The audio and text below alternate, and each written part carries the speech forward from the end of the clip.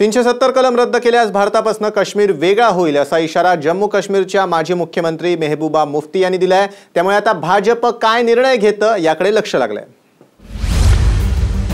370 कलम रद्द केल्यास काश्मीर वेगळा। 370 को खत्म करोगे तो जम्मू कश्मीर के साथ आपका रिश्ता खत्म। काश्मीरचं भारताशी असलेलं नातं संपणार।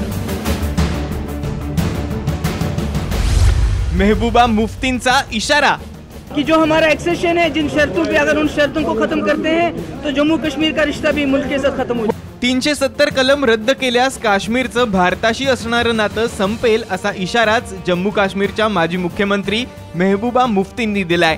भाजपचे राष्ट्रीय अध्यक्ष अमित शहा कलम 370 रद्द करण्याबाबतची डेडलाईन तयार करत असतील तर जम्मू काश्मीरच्या जनतेचीही डेडलाईन तयार असल्याचं मुफ्तींनी म्हटलंय। 370 कलम रद्द होताच काश्मीरचं भारताशी असलेलं नातं संपुष्टात येईल आणि काश्मीर भारतापासून वेगळा होईल असा इशारा जम्मू काश्मीरच्या माजी मुख्यमंत्री मेहबूबा मुफ्ती यांनी दिलाय।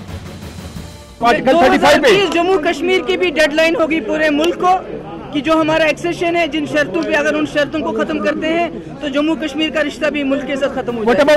जम्मू काश्मीर ज्या अटींवर भारतात समाविष्ट झालाय त्याच अटी शर्ती काढून घेतल्या जात असतील तर आम्ही भारताशी असलेलं नातं तोडून टाकू असं म्हटलंय।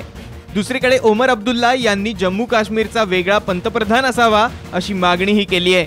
त्यामुळे आता 370 कलमासंदर्भात भाजप काय निर्णय घेणार ते पाहणं औत्सुक्याचं ठरतंय।